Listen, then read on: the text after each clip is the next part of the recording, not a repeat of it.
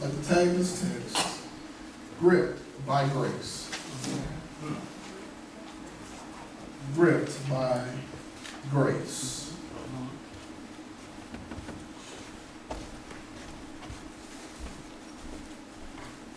As we begin to look at these gospel-inspired words by the young man named Paul, I've been on this road long enough to know that I'm not to assume anything. So if you give me a brief moment, we'll discuss God's servant named Paul, who, as he said in his own words, persecuted the church. As Paul was a young man before God laid his hands on him, that Paul was known then as Saul of Tarsus. Saul is his given name, and Paul has always been his name. It was his surname. But this young man named Paul, who was a scholar in the Old Testament, grew up in the rabbinical school, studied under some of the top priests at the time, knew what he was talking about when it came to the law, knew what it meant to talk about the Old Testament law. And it was at the moment to where Stephen was being stoned, and this man named Paul was high enough in the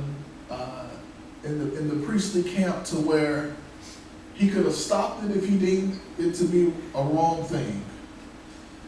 But we read in the book of Acts that as they got ready to stone Stephen, that the men who were getting ready to throw the stones took their jackets and their cloaks off and placed them at the feet of Paul. And what we have to understand is during that time is that was almost as in a sense of approval, of rejection. As they would take their coats off and place them at the feet of the one who had authority and or power over them. And if he did not move the coat, then that was signifying his approval of whatever the action was. But as we check out the book of Acts,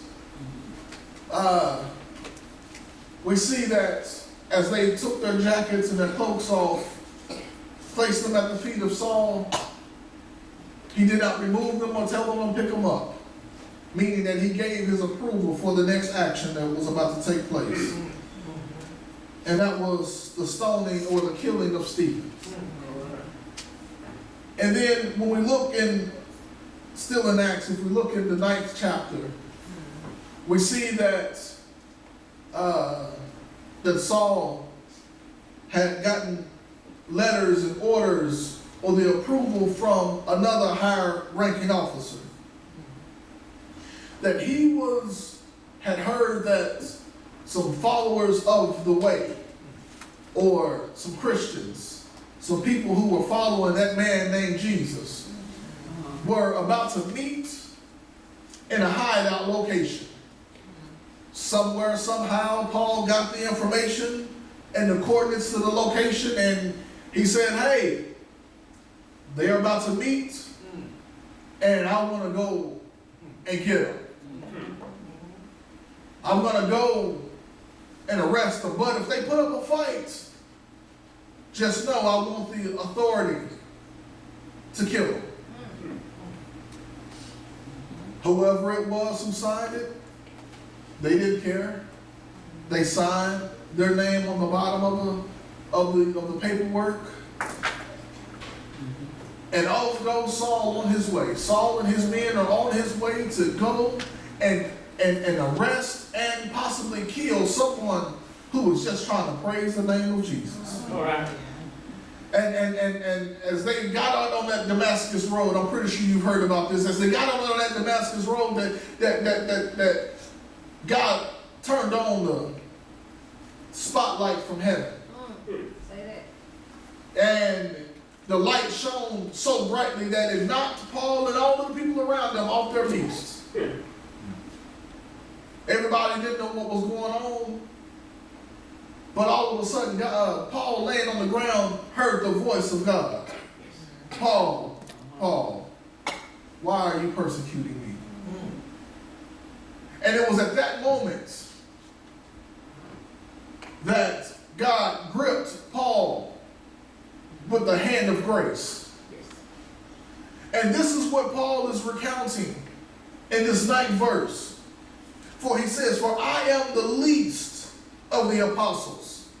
And the word apostle just meaning one who has been sent, or one who has seen Christ, or just a messenger. He says, for I am the least of all of the apostles. He is considering himself the least. And this is, he says, this is not some false humility that Paul seems to be showing here. Because if you look at the New Testament and you follow Paul's writings, you see that he quite a bit of the time, he recounts what he used to do. And that is something, as I stated this morning in Sunday school, that all of the Bible, whether we want to believe it or not, or whether we like it or not, but everything that's written in the Bible is not written for us. Some of the promises that are made in the Old Testament do not pertain to us, don't belong to us. Some things that God has said specifically belong to the Jews. All right. But even though it may not pertain to us, we can still follow the principle behind it. Oh, yeah. And here, Paul is saying, for I am the least of the apostles. Look at what he says and why he says that. He says, who am not worthy to be called an apostle, because I persecuted the church of God. Paul is saying that because of my prior actions, I'm not even worthy to have the title that I have. Oh. Paul says that I don't even deserve to be in the position that I'm in because of what I chose to do. Now, what we have to look at is Paul didn't call himself to be an apostle. Paul didn't call himself to preach the word. Again, if we venture back to Acts chapter 9, after Paul has that conversation with God, he tells him to go into the city. And then God begins to speak to Ananias. And he tells Ananias, hey, that man named Paul is down the street. I want you to go to him, pray with him and pray for him. And at that moment, he said at that moment that he will be able to see. He's blind right now. He can't see that once you begin to pray with him and pray for him, that the scales will be removed from his eyes. Right. And then God says that I will show him what it's like to suffer for my name. All right. So Paul didn't call himself. God called him. Right. And so we have to look at this, and we can apply this principle today. There's so many times, in so many ways, we call ourselves to different positions and different titles. That's right. And that's one thing I'm going to touch on this and then I'm going to leave it alone and you can do with it what you want to do with it. But I think that's a fault of the church today. Yeah. That nowadays, everyone wants a title and we want to call ourselves different things for some unknown reason. Yeah. That's right. I know one, not to call no names, one gospel artist, he went just from being named, his name, then he went from his name to Reverend this, and now it's Bishop. Because we all want to have a title. Right. But just know that the title doesn't mean anything. Exactly. Okay. Exactly. Let's see if I can bring it home this way. In a sense, a job is a job. No more, no less. We're not any better than anybody because of what my job title may be. Amen. Because in 2 weeks, yeah, even though you may get paid more than I do, just like you get paid, I get paid. And so what I'm saying is there's no difference in being called a janitor or a CEO. Because just like you get up and you put your clothes on every morning and you go to your job, I do the same thing. So it doesn't matter what the title may be. Paul says that I am the least of the apostles. Again, this is not some false humility Paul is having it because he really felt like this. And we know that he really felt like this because it's peppered through all of his writings of what he used to do, of who he used to be. He says, but I'm the least of them.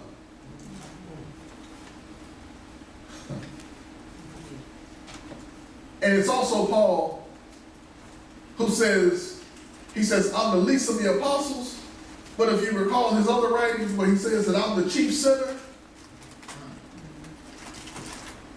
Paul is essentially saying, you line up all of the apostles and all of the people who've done good works and all of the people who's following after Christ. You line all of them up, there's no need for me to be in that conversation. All right. Because you line them up and you begin to number everybody from least to greatest or from greatest to least or however you want to put it. But when you get to me, just you count them all up from greatest to least and just put me at the end of the line. Because he says, I'm the least of all of them. So however you want to calculate it, who is the greatest apostle, it doesn't matter. But just when you get through counting, you can just add my name at the back of it. And if we all had so a humble spirit like that to where it doesn't matter where our name falls in the list. Right. Because look at what Paul says. He says that I'm not worthy. And this word worthy is the worth that he is saying that his name is not even worth as much as, or anything. What he's ever done it's not worth anything because of what he has done previously. And you know the sad part is so many times, even today, thousands of years after this has been written, that people today still want to cancel out other people because of what they used to do. Oh, yeah. Oh, I know I'm right about it. We can even look in the Bible. I know y'all can help me preach this.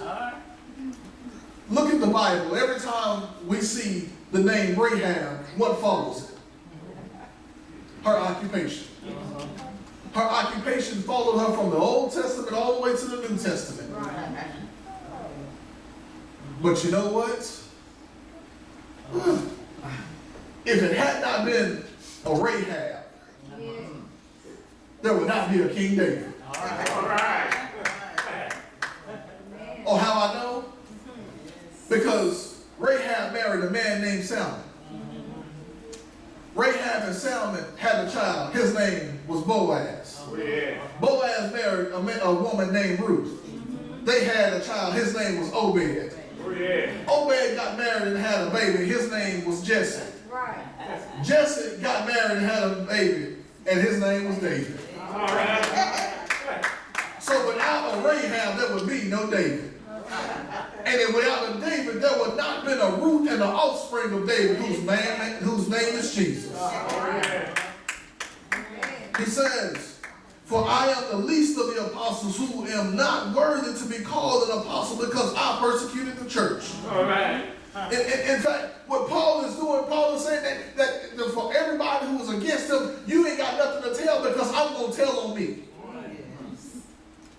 Because I persecuted the church. I am the one who went and did this. I'm the one who did that. So all you other people who trying to hate on me and who trying to say that I don't belong where I belong, I know what I did. Right. All right. Amen. Oh, but here's the best part. Verse 10, Paul says, but Hallelujah. but Oh, yeah. okay. I used to be, but Yes. I was going to be, but I used to do, but I used to wonder, but I used to do some things, but it says, look at this, but by the grace of God. Yes. I'm going to just stop right there real quick. Paul says, I used to persecute the church, but by the grace of God. Oh, yeah. I used to go out seeking and searching for the church just to take them out, but by the grace of God. Oh, yeah.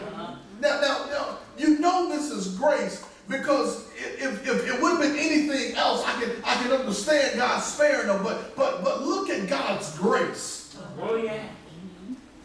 Okay. God's grace. You know, that thing that he holds back from us that we truly deserve. Now, if God is willing to give Paul, who was actually trying to stop the very movement of the church, All right. and going to kill those who worship in the church and worship in Christ, if God will give him grace. Yes. Come on. All right. Okay. Oh, yeah. How dare we? How dare we tell somebody they can't come back to the church just because of what they're affiliated with? How can we tell somebody that there's no forgiveness for them but just because of what they're doing when God forgave Paul for killing people in the church? Oh, yeah. All right. Oh, yeah. Now, we have to understand the time frame that's going on and when this is written.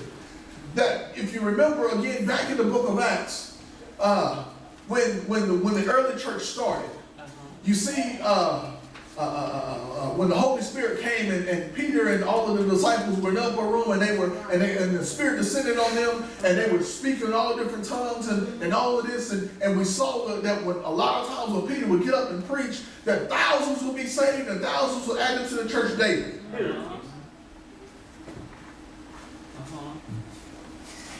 One, God had to do something to get the church started.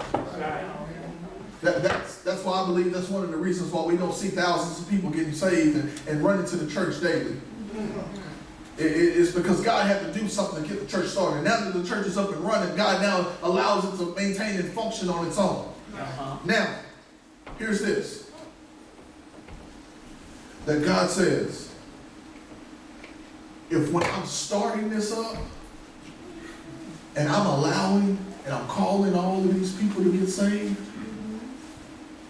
and you're trying to stop something that's just now getting started, and you're going out and you're trying to kill those just for calling out the name of Jesus, and I'm going to forgive you. Not only am I going to forgive you, I'm going to forgive you and then not cast you aside. But I'm going to forgive you and then I'm going to use you. All right. All right.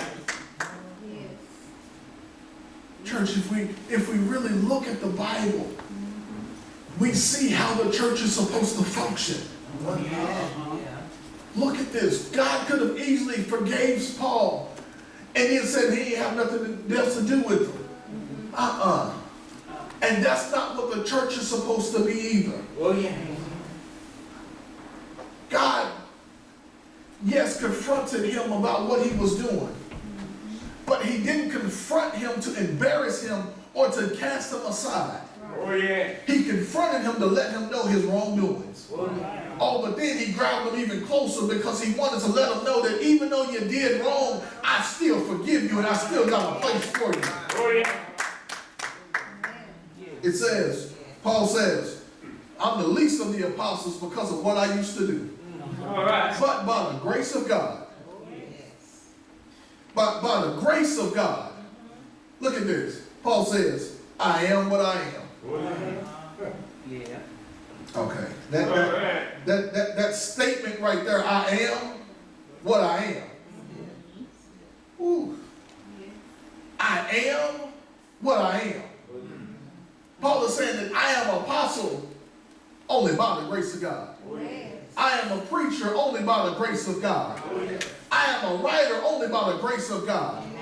I am what I am only by the grace of God. But as I heard one preacher say, let's flip the record over and play it on the other side. I'm not what I'm not also by the grace of God. I'm not a drug addict by the grace of God. I'm not addicted to alcohol only by the grace of God. I'm not sitting in jail only by the grace of God. I'm not what I'm not only by the grace.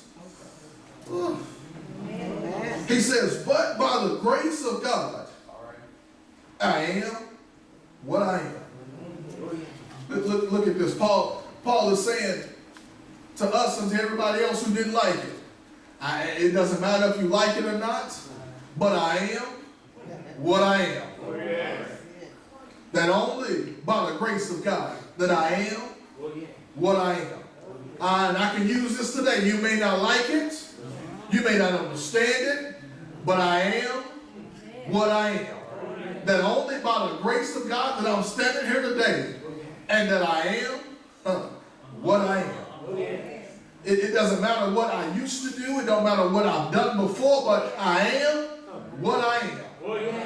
I don't care who likes it or not, but if you got a problem with it, you got to take it up with God, because it's by His grace that I am what I am. And Paul is saying, and you know, Paul also had a lot of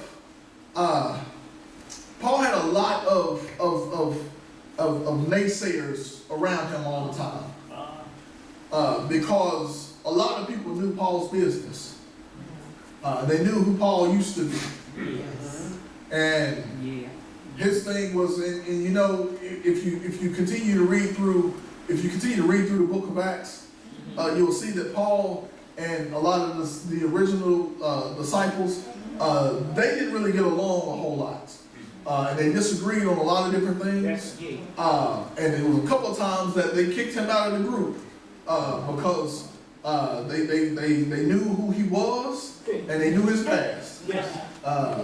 And it's one of those things and I love that, because we see even in the Bible that everybody in the church won't get along. But it also shows how you're supposed to handle disagreements. That hey, we can agree to disagree. You go your way, and I go my way. We ain't got to be all fighting and bickering and trying to hurt one another. But hey, we both love the Lord. You just love Him the way you love Him. I love Him the way I love Him. And hey, we can agree to disagree. We can agree that it's only by the blood of Jesus that we've been saved. We can agree that it's the one God who sits in heaven, who looks low, that how we want to do everything else. We can agree to disagree. I may not like that you preach like that. I might not like that you do it this way, but we can agree that we both love Jesus. And because we can agree that we both love Jesus, hey, I can go on this corner, you can go on that corner, and when we see each other, we ain't got to try and be at each other's throat. And if we need something from one another, I can always call you. That don't mean we got to be the best of friends, but hey, we on the same team. Yes, sir. That's what we see in the Bible. That they didn't all agree on everything, They didn't agree on how to do everything, but they did agree that, hey, there is only one Lord. As Paul would say, there's only one Lord, one faith, and one baptism. They said that, hey, Paul, you go on your way, and we'll go our way. But he says, but Paul said is that it's by the grace of God that I am what I am. I don't know. I don't know why he called me. I don't know why he uses me the way that he does. I don't know why he's having me to write this stuff down. I don't know. But all I know is he called me. He chose me. He uses me. He loves me. He forgave me. He picked me up and he turned me around. He dusted me off. He brushed me off.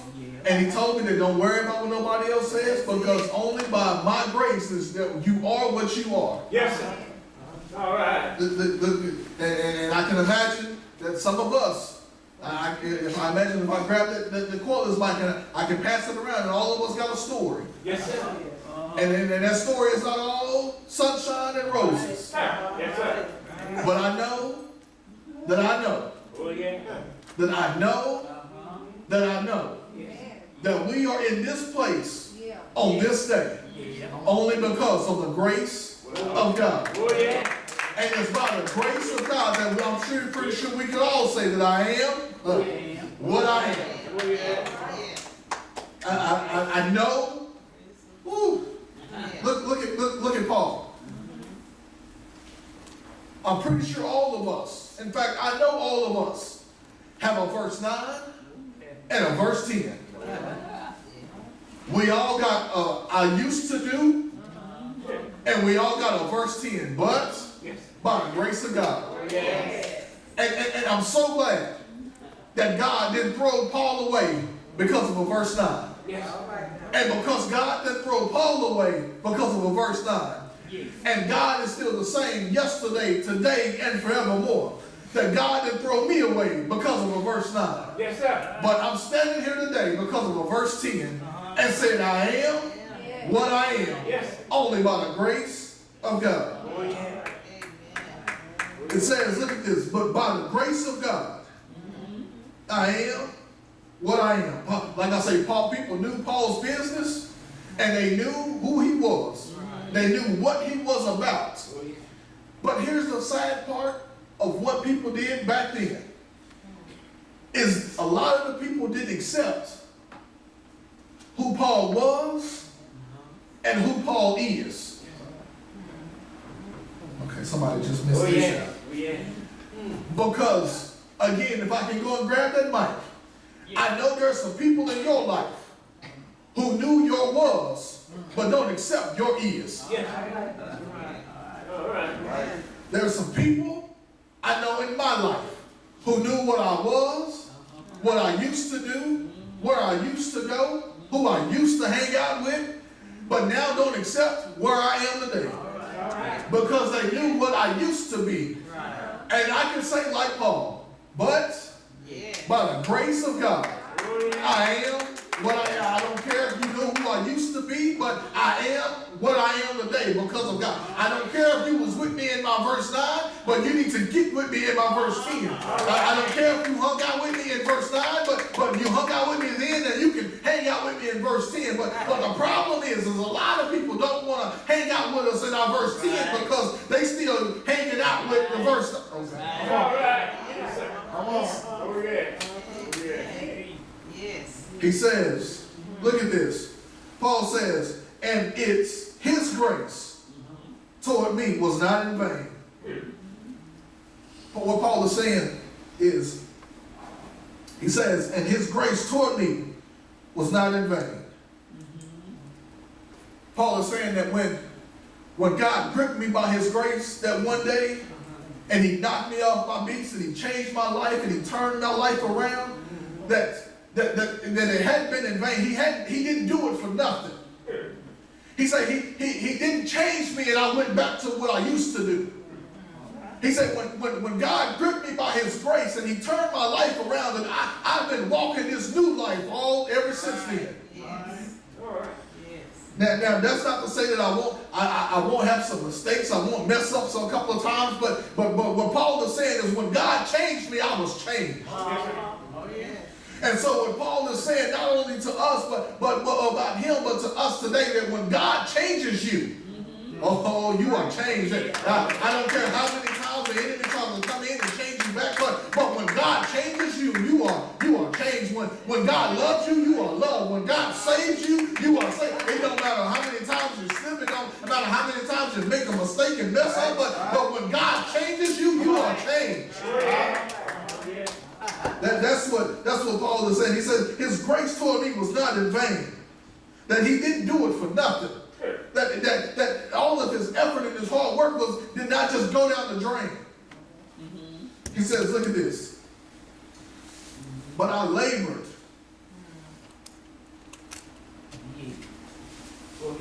But I labored. There's some work they got to be done. But by the grace of God, look at this. I am what I am. But I labored. That God doesn't save us just to sit down and look pretty every day. That there's some work that comes along with this.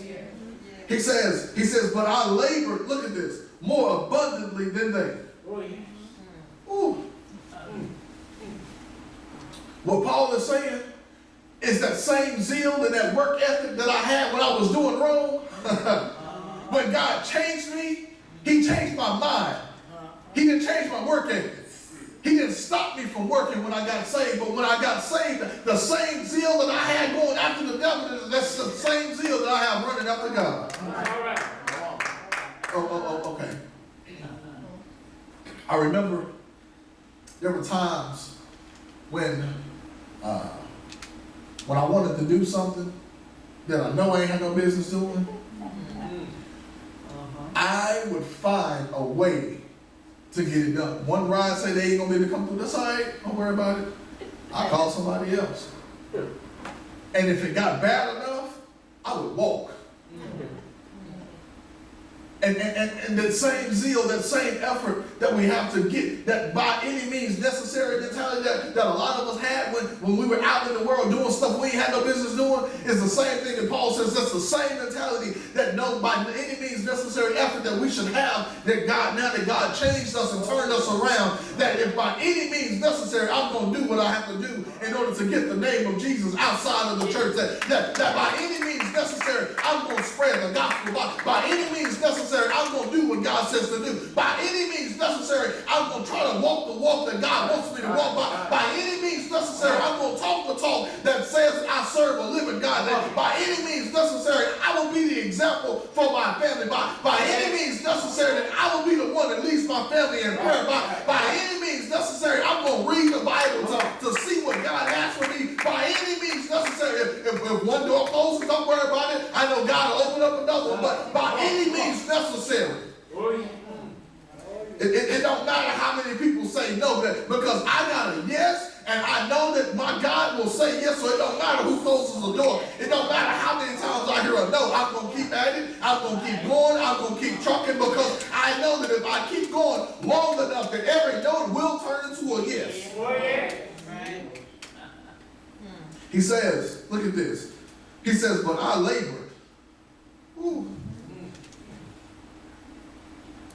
More abundantly. That I worked longer, I worked harder than anybody else.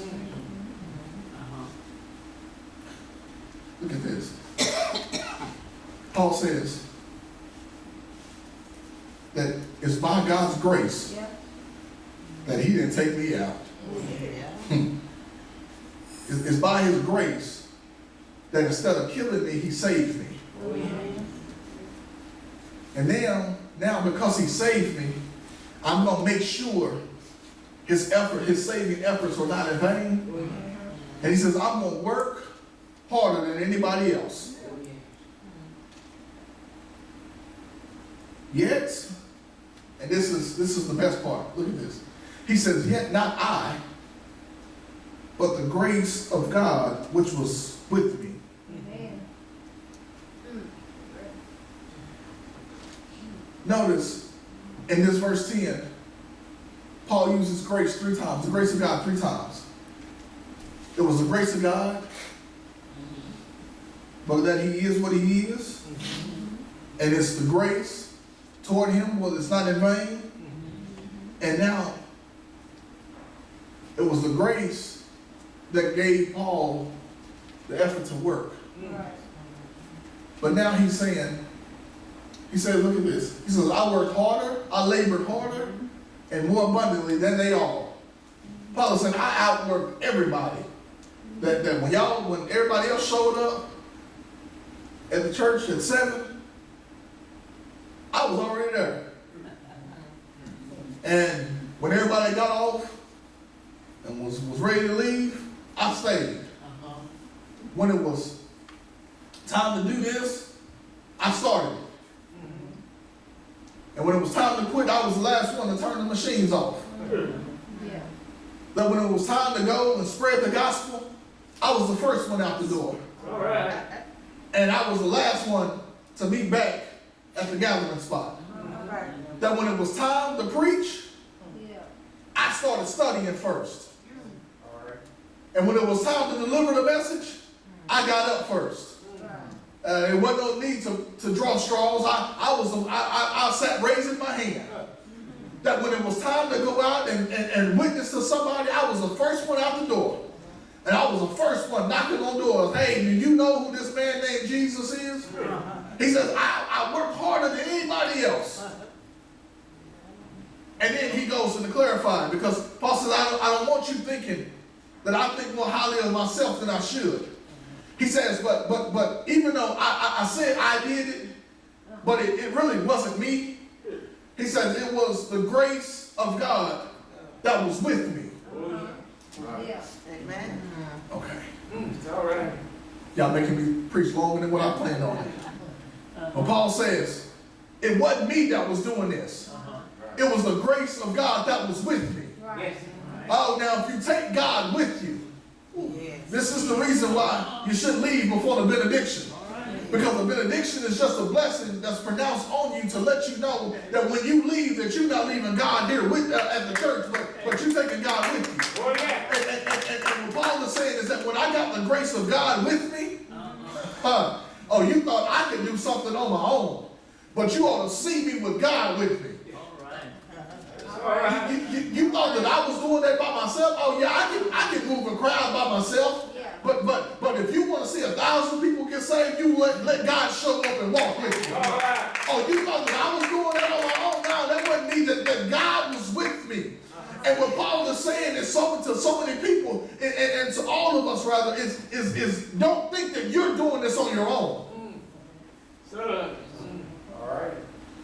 He says that it's the grace of God which was with me.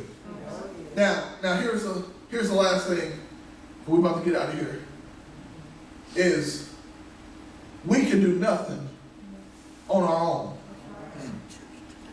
but we can do everything with God. All right. Look at this last statement. Paul says, "But I labored more abundantly than they all. Yet, not I. I didn't do it on my own. I had a little bit of help. In fact, I had a lot of help. I had some divine help. Yeah. And in fact, the divine help that I have that was with me is the reason why I could go through what I went through while I was going through what I was going through. All right. All right. See, it's the grace of God that was with me when I wrote Romans. Right. See, it's the grace of God that was with me when I wrote the letter to Philippi, Come on. when I was chained to the Roman soldiers. See, it's the grace of God that was with me that kept my head above water and that kept me from getting discouraged when I was writing the book of Ephesians.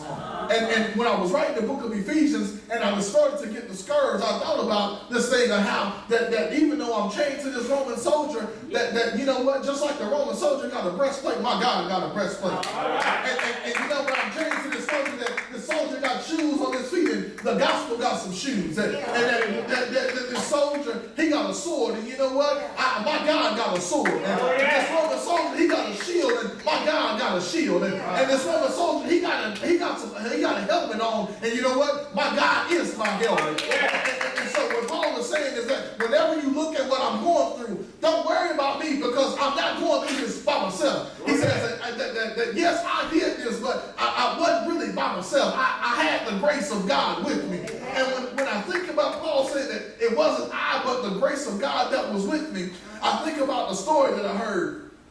The young lady, she was, and I may have told you this, the young lady was walking home one night, and it ended up getting late, and she was walking, and she decided to take a shortcut. And she walked through a dark alley, knowing she had no business walking down that dark alley, but she said, I gotta get home. It's late, it's dark, and I'm tired, and I need to get home. And so she walked down this dark alley, and she saw a guy who you really wouldn't want to meet in the dark alley. And he just spoke to her, and she kept on walking, kept on going about her way, and she make it home, and she wakes up the next morning just to turn the news on, and to see that just minutes after she was in that dark alley, another young lady walked down that dark alley, and she got raped. And the lady couldn't do nothing but go to the police, and because she was like, if it is who I think it is, then I can point them out of the lineup. And so she pointed the guy out the lineup, and he knew exactly who it was, because there was only one other person who saw him there. And so she said she wanted to talk to the officer, and said she wanted to speak with the man. And she said that she got face to face with him, and she said, well, sir, I just got one question for you. And she was like, I was walking through there just moments before. Why didn't you attack me? And he looks at her, he laughs hysterically. And she looks at him, and she was like, well, sir, I'm serious. Why didn't you attack me? He said, because you weren't alone. All right. And she looks at him, and she said, well, sir, I was alone. She said, no. He said, no. You had two big dudes walking beside you. And I knew that was the reason why I spoke to you and just said, good evening, ma'am. Because I knew that there was nothing that I could do to you with those guys sitting right on the side. All right. And that's what I think about when Paul says that it wasn't I, but it was the grace of God that was with me. That whenever we're walking through this thing called life, that sometimes it may get dark, that sometimes we may be hurt, that sometimes we may have to go through the valley. But just know that even though we're going through the valley, we're not walking by ourselves. As long as you got God with you, you can face it. As long as you got God with you, you can go through it. As long as you got God with you, you can take it, you can make it. It may hurt a little bit. You may be left alone sometimes. You may have some people walk out on you, but that's okay. People left Paul alone, but you know what? He says, by the grace of God, I am what I am. You might not like it, but by God's grace, he is the one that called me. He is the one who saved me. And I have to tell you that it's God's grace is the reason why we made it today.